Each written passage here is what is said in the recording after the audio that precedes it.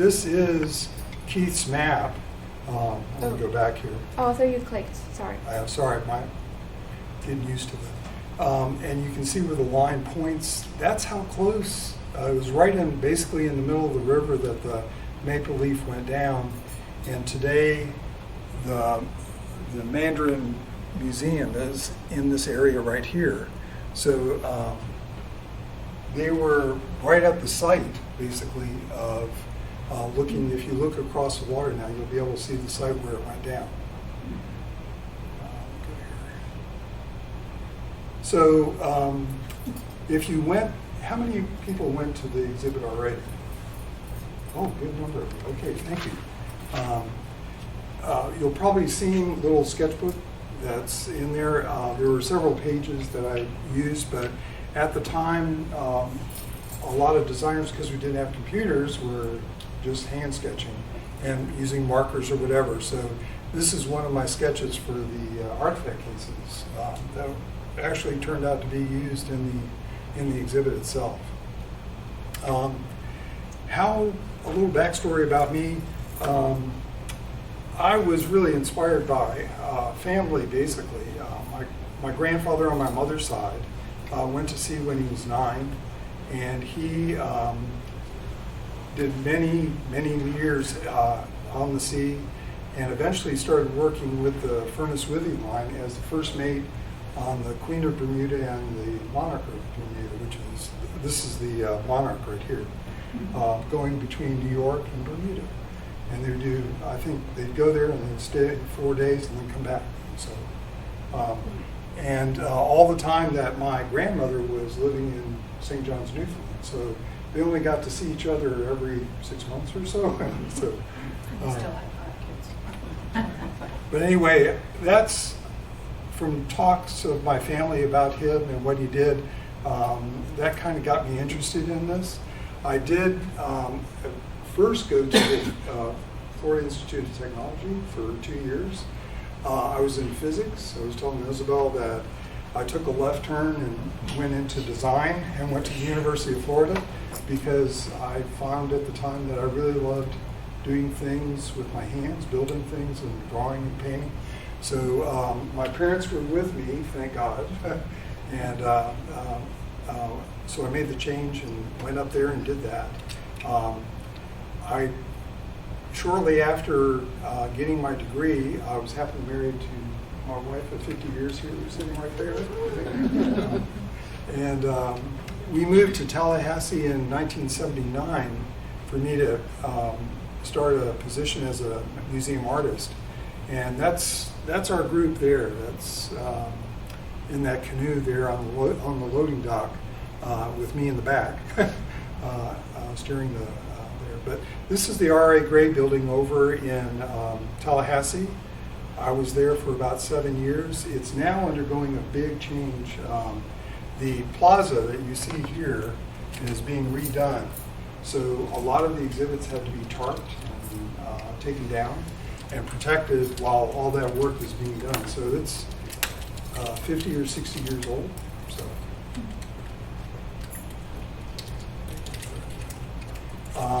This is one of the really large exhibits that I got to work on. I was team lead on it, and you can see most of the people on the right there are fabricators. The artist, Bill Sealander, and Ed Jonas, some of you may know, our boss, Mark Driscoll here, and the rest of them are fabricators or preparators, as we used to call them.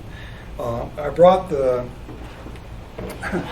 brought my sketchbook basically for it. This is, again, this is before computers, so a lot of this is done by hand. And, this is what the preparators, they would take a Xerox of the page, and it's to scale, and would go and basically build off the drawings that we had done. So a little bit different, but this is as it was being built here. And the lead preparator, Kermit Brown, is still aligned with the museum and is an archery master now. He took that up and does senior competition and everything. So we each have our own little niches. Also, in terms of training, this was a great opportunity for me to do an exhibit that had some very high-end quality artifacts, basically. And so the curators that I worked with at the museum basically took in these powder horns from all over the Southeast, and we built an exhibit that could travel. It was there at the museum for several months and then went out and was able to be broken down and travel. So that was a good exercise in preparing me for what was to come later. I also had the honor of designing the state seal in 1985. I'm actually very amazed that it's still there. But it hasn't changed.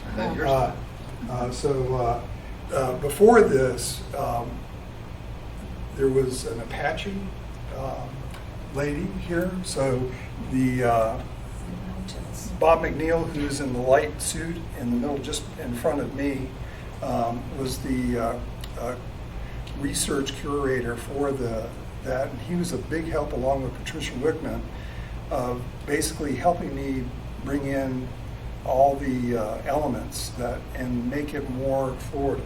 And so that was a kind of an interesting exercise also, because at that time we got our first Macintosh in. If you remember, they were like a little, they use them for aquariums now, but they're so we, to let you, what we had to do, there was like 10 colors. We broke that down, and this is all done by hand. I don't know if any of you know what ruby lith is. It's a plastic basically transparent that you cut out by hand, and it allows you to separate each color by cutting it out. So we did 10 layers of that, so that people could then shoot this or make photocopies larger on film and silk screen it or do whatever they needed to do. So,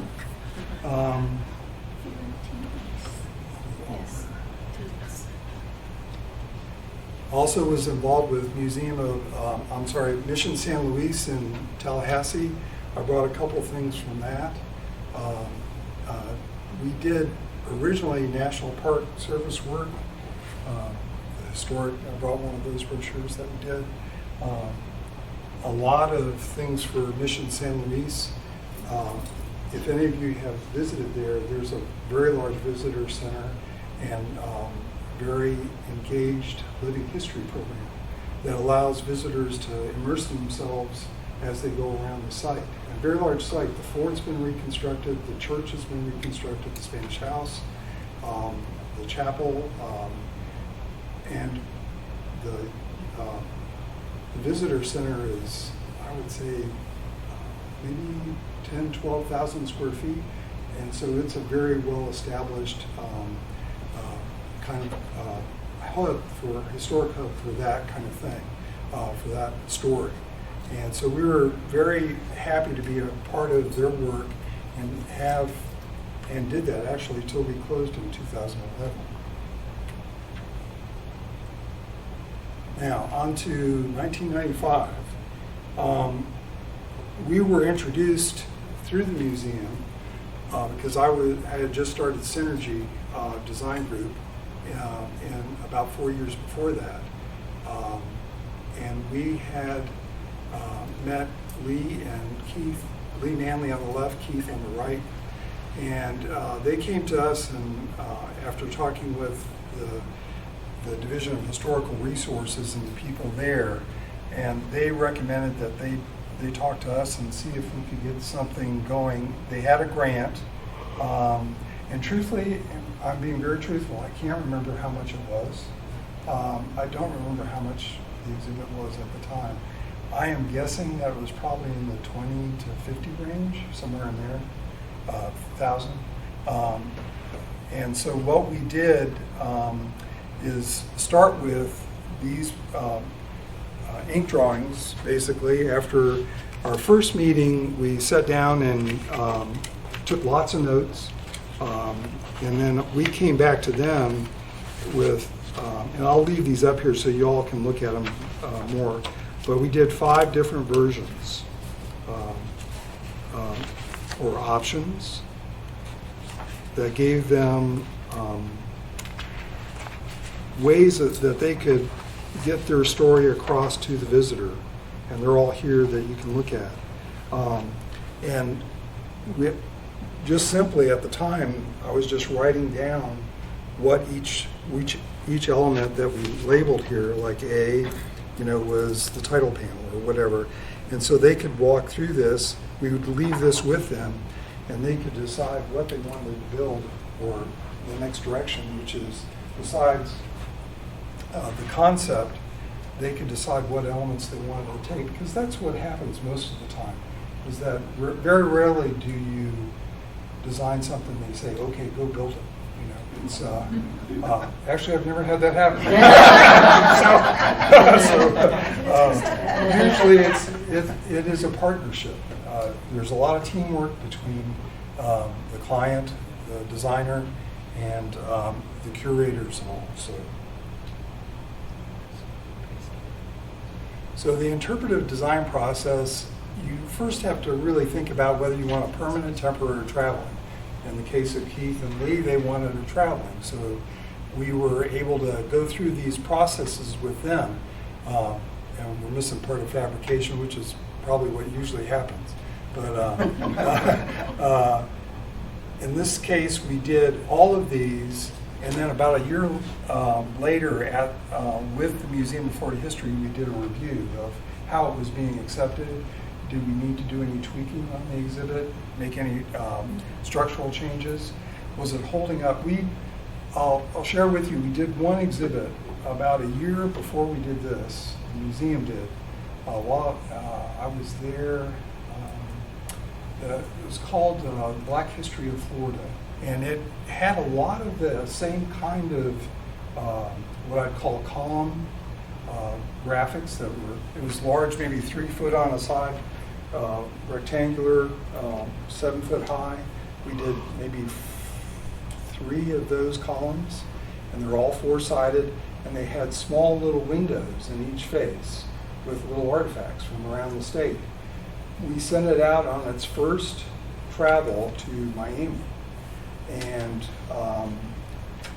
we heard back, I guess about a week later, that the truck driver was late getting there, so he just pushed it off the back of the and ruined it, basically. And we had spent over 500 hours just putting it together, not let alone painting it. At that time, the artist that I told you, Ed Jonas, had actually hand painted on because we didn't have big prints at the time, that we could adhere to.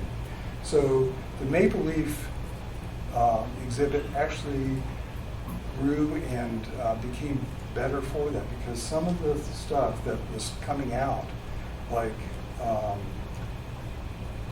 large 3M prints, that we could basically do a whole panel and cover it and lay it on the substrate, and that would become a whole graphic. So that's what you're seeing when you look at the museum, at the Maple Leaf exhibit. Is one of the first times that we've actually integrated computer work, large prints, so that we didn't have to go in and piecemeal like paint or do anything by hand. So anyway, and then we always got with the client, we had to be concerned about time, budget, and quality, and we always told our client the old gag that you can pick 2 of these. So, unfortunately, they picked all 3. No, we wanted to. And we always had to keep in mind that there are 3 types of visitors. Now, this is not mine. I learned this from when I went to a conference, that there are streakers, strollers, and studiers. How many streakers do we have? I know there's 1. So, okay.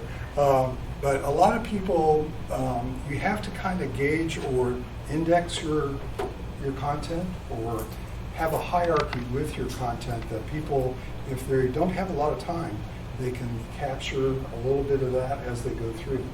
And with smaller exhibits, especially traveling exhibits, it's sometimes harder to do that. My experience has been, just for me, that the smaller exhibit, the more difficult it is to do, because you don't have the sense of, there's a lot of things that you can do with scale when you have a large exhibit to really make impact on your visitor. I think in this case, we were trying to really think about the strollers a little bit more, that especially with the archaeology, that there was a story that Dr. Holland and Lee wanted to get across to their visitors and the studiers too. That's what we set out to do. And then there's three sides of every story, okay? The client, the designer, fabricator, and can you guess who the third is? Us. You're right, the audience. You always have to think about the audience.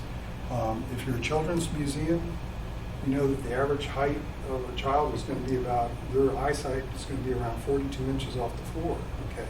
So that's very different than you and me. So we need to take that into consideration. If you're doing a diorama and the top, the base of it is up here, there's not going to be, you're going to be lifting your kids a lot to do that. We had another side right here. We opened at the Museum of, at Mission San Luis, and we had a lot of artifact drawers that you could pull out, had the artifacts in them under glass, okay? So each drawer, when you pulled it out, the lights would come on, you could see the artifacts and all. And we had, on the top of those drawers, there was a glass vitrine with more artifacts in it, okay, all around. So this ran through the visitor center. Opening night, we had kids there, okay? And the son of, I believe the son of the division director at the time, came in and decided, oh, well, I know how to use this. Opened the lowest drawer, got up, stood on it, and got a hold of the vitrine and just was looking at it. So you have to take these things into consideration. So luckily we had kind of thought that a little bit about that. All of the drawers had 200-pound hardware on it, so it could hold them. And the plexi was 1/4 inch thick, so that was fine. We did great, but it made us think a little bit more about when you're building a ladder. Yeah, the audience is something that you have to consider all the time. So again, the 5, I'll go through this pretty quickly. We did 5 versions of this, and you can come up and look at them after. As you can see, they vary a lot with different, when you look at them, some of them had electronics, video, that kind of thing. So it's based on what Lee and Keith were telling us that they'd like to see. This last one, E, we were starting to play with, you can see the little artifact cabinet there. This was built on the end of what was a commercial unit at the time that you could pull up from the floor. It was commercial, I think it was built by Skyline. And you could basically have the wall, and then we would attach the graphics right to it with Velcro because it was a carpeted surface. And so then our thought was, well, we'll just push these artifact cases, which would be in a crate by itself, all the way up to it and attach it to the back of the unit. And we could have several of those on the wings, and they would provide stability to the walls too, because they have weight. They decided against that. They wanted the artifacts to be a little bit more secure, and so we went with the idea where, if you look at the top right, you can kind of see how we came up with the idea of making the bifold, that they basically are just like that, a clamshell. They open and then come together like this, and they have an opening for the artifact case. And So this is the preliminary design that we did that I mentioned before. And we usually do a black and white version of this, send it over. At that time, we were using fax. It was great. which was amazing because you couldn't read anything once you got the fax. So how they actually helped, got back to us, I don't know. But these were done 8.5 by 11, so that's what would fax at the time. And then I would do, when we could meet, I would do a color version that to show them that potentially what it would look like. Of course, today, this is one that I did for the Museum of Florida History in the phase 2 of their Forever Changed area exhibit. And I utilized a 3D program called SketchUp, and then took my drawings and applied them to the surfaces. And I had the architecture already planned out, so I basically was able to make the 3D thing very simply at the time. This was in 2013 or so, and from there was able to basically fly them through the exhibit at either ground level or do an aerial flyover like this. So a lot has changed.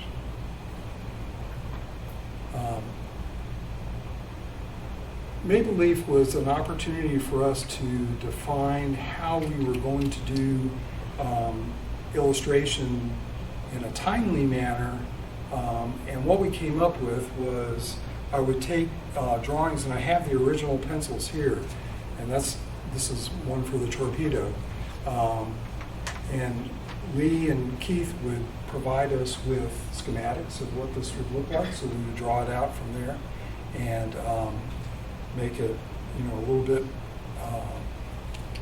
and then what we found was that if we took it to our copier and put it on a slightly darker setting, it actually reticulated some of the line artwork of the pencil and made it almost like, if you look really close, like a stipple drawing. And that really scanned well.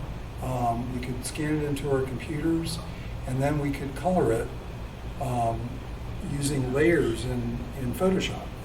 And so this gives you kind of an idea of how that came about.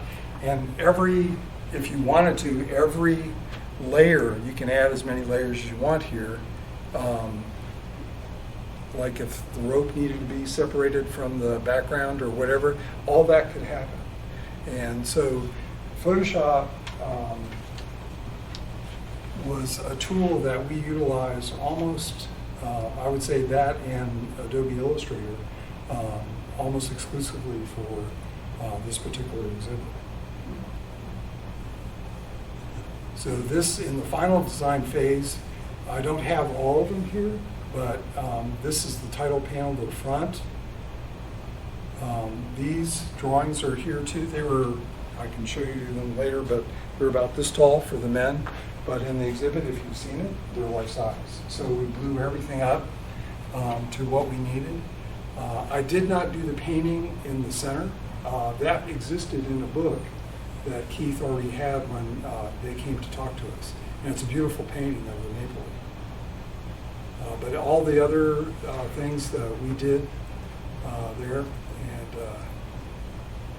got a little bit of overlap up there. But I also wanted to thank the other people on the team there, Mary Frances, Dave, Lee, Cliff, and Lillian, and I think Chris Wilder was just joining us at the time when we started this too. We used 2 historical drawings from the Civil War to actually put on these 2 clamshells on the outside. So they're actually in strips, so 4 strips there. And then working with Keith and Lee, we did this, which had never been done before, but we took the maple leaf through time, through its through the explosion, and all the way how it basically came to be today, and how they were working it on the river. And that's the archaeological plan of the ship. I don't know if you all know, but it's like 24 feet down in muck, and that's what's preserved.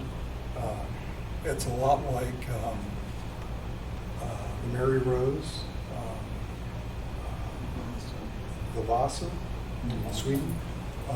All of that, I believe it's anaerobic air, places where there's no oxygen getting to the wood, basically preserves a lot. And the Department of the Interior calls it, the maple leaf, one of the most unbelievable finds, because it has over 1,000 men's personal material on board. And they've only really recovered about 5% right now. So there's so much down there yet.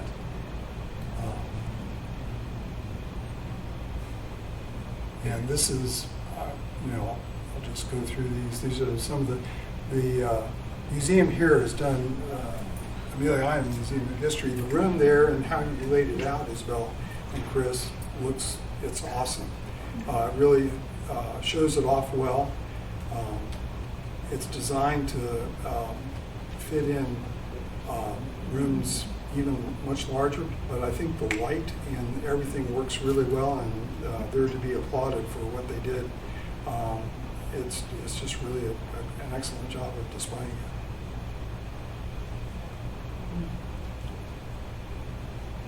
So I won't take too much time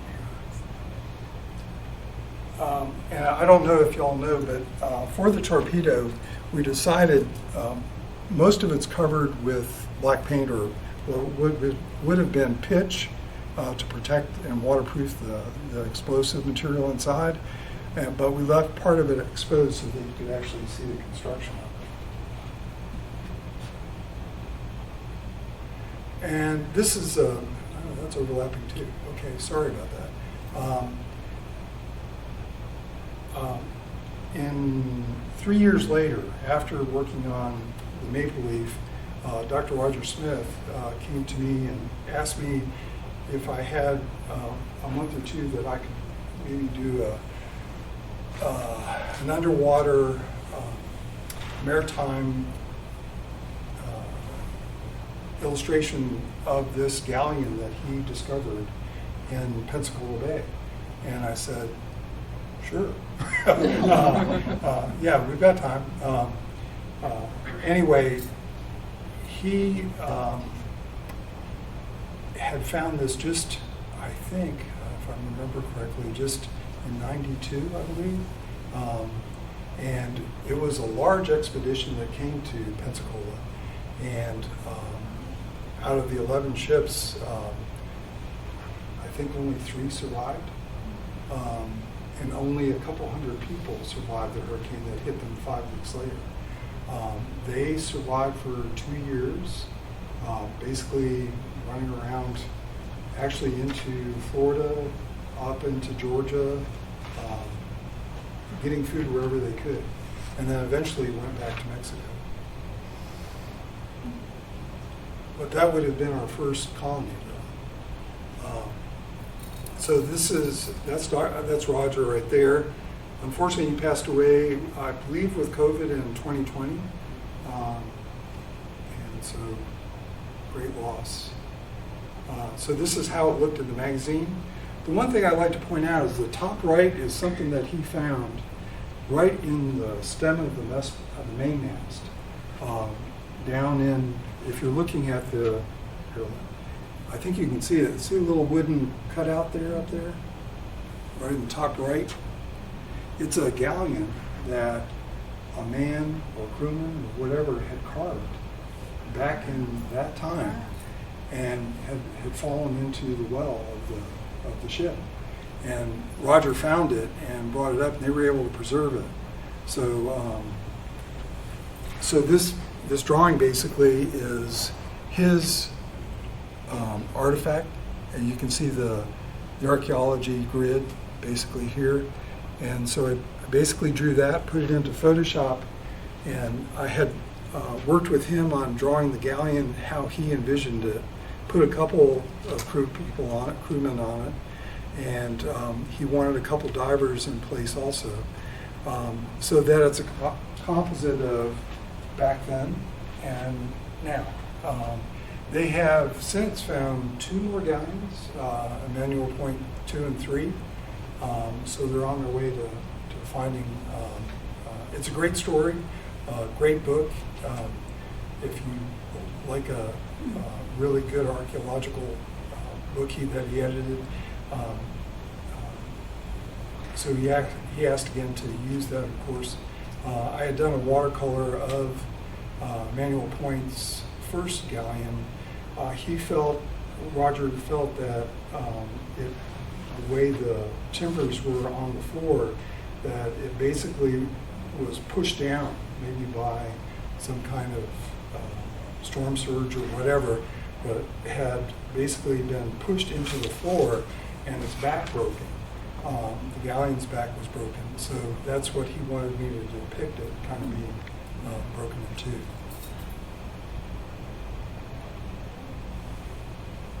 So I do want to do a shameless plug here for what's coming up in December, and on the 19th we open, and it'll run for four and a half months or so, and it's all about the right whales that come here. If you visited the festival or whatever, this will be like a nice condensed version of their story.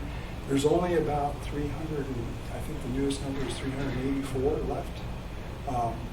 So the example I use, if you take a dollar bill right now, and that's what was before pre-whaling time, today I'd give you 2 cents for the number of whales that are left, right whales left.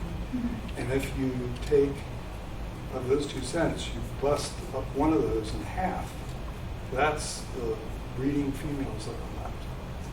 So that's pretty amazing. So they are slowly, painfully coming back.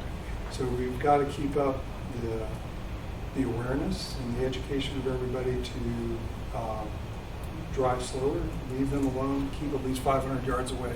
But we invite you to come and view that exhibit in December. Let's see. There we go. And I just wanted to thank, I was hoping Keith would be here, but they've done a remarkable job of, through many, many years of keeping their story in front of the public and making it something that people can really look to and learn from, even though their stories are, 300 years apart. So I think they're really to be applauded for that effort that they've committed to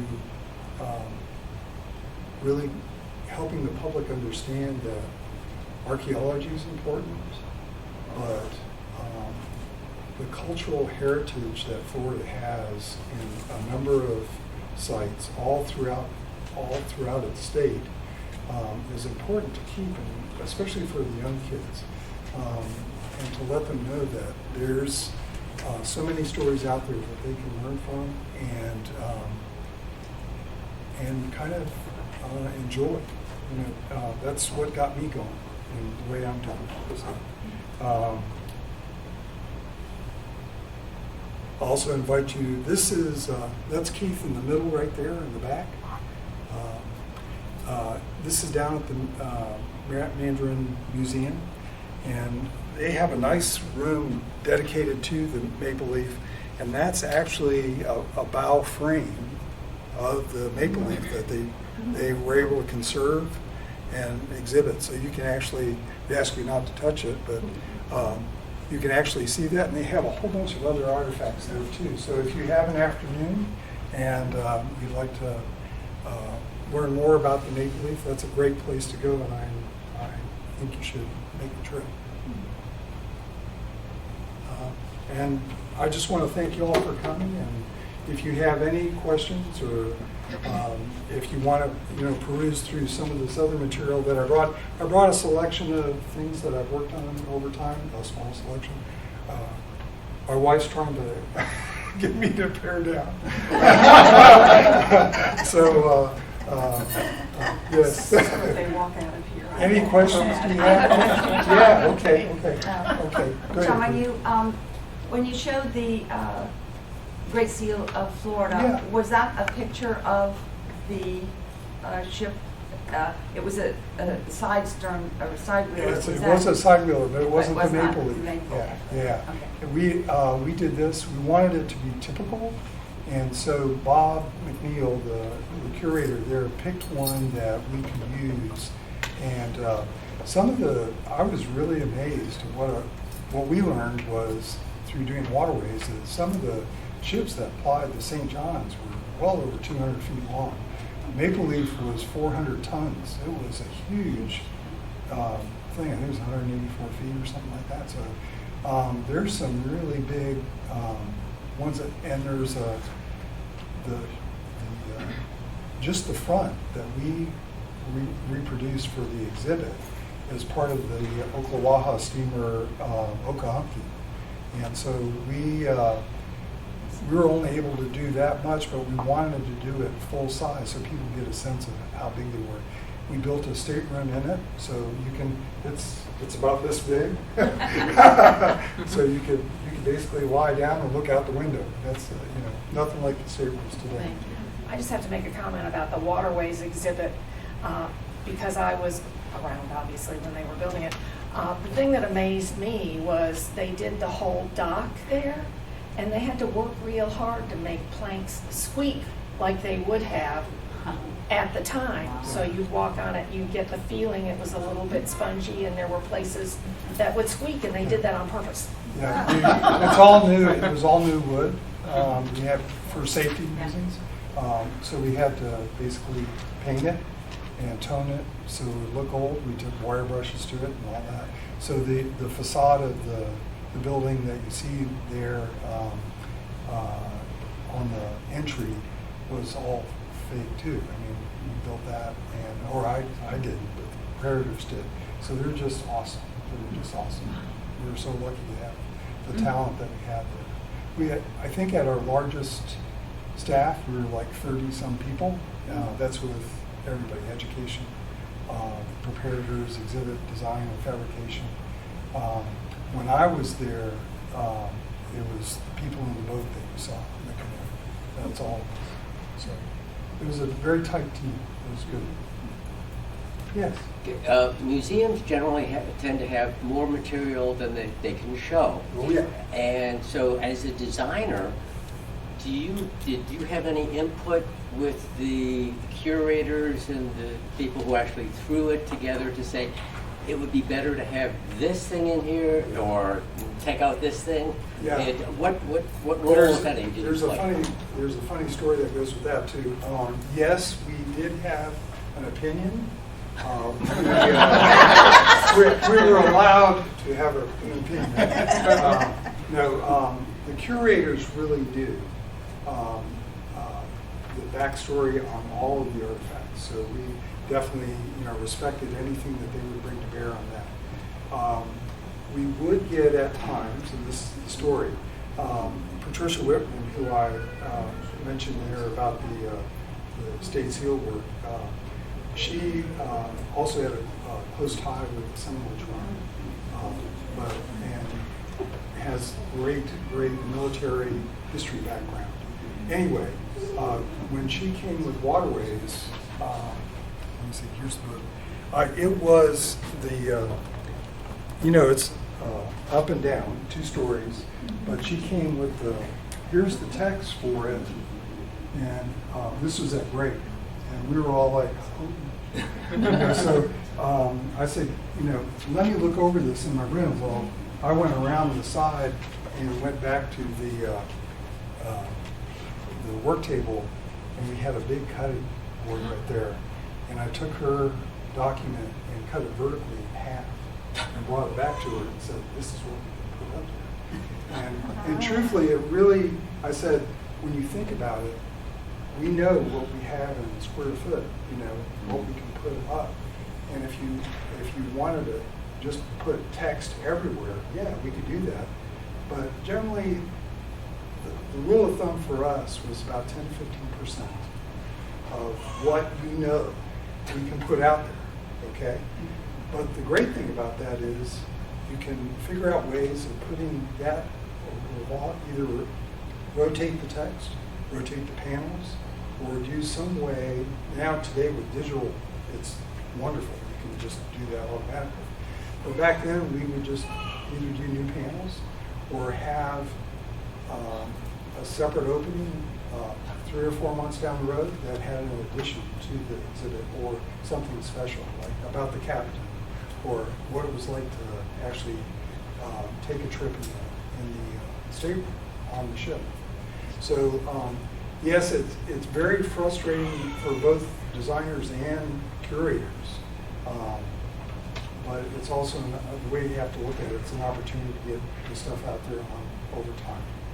And as you can see with the Maple Leaf, they're great about actually changing out the artifacts over time, so that the same ones aren't out there for 30 years.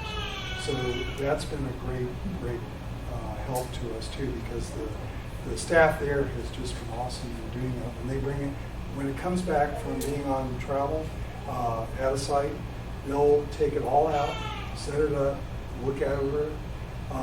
There's a site report that the curator like Isabel will probably fill out and say, this sucks, do it again, or repaint this, or There's one for the arrival too. Yeah, or we broke this, by the way. It needs to be fixed.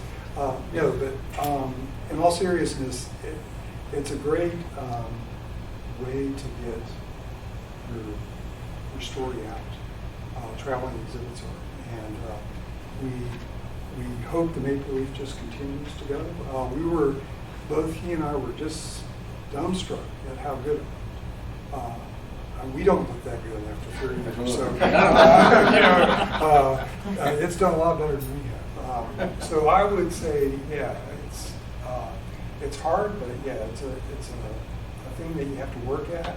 And the more you do it, I think especially a good relationship with your curators and everything, the more you do it, it's easier to say, you got some great visual material here, and people, especially today, I would say, don't like to slow down. When they're going through an exhibit, they are the streakers or the strollers. And so you either have to have a visual or something to grab them, to make them stop and read. So that's our job, okay, is to make them stop.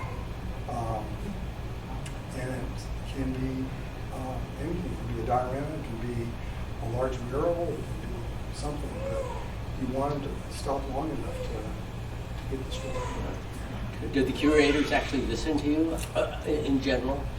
We have worked with them for years, especially on waterways. It took 3 years to build it and do it. Not that there weren't no fights. I would say loud discussions is probably the best way.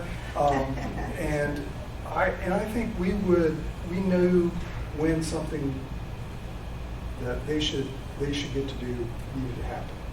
And our job was to find a way to make that happen, or give another way, another option that would allow us to either update it later or provide more, because we didn't have video at the time. We had, you could do it, but it was expensive. So yeah, we were very fortunate. We had a good team. That's a lot of it. Any other questions? Well, I really thank you all for coming, and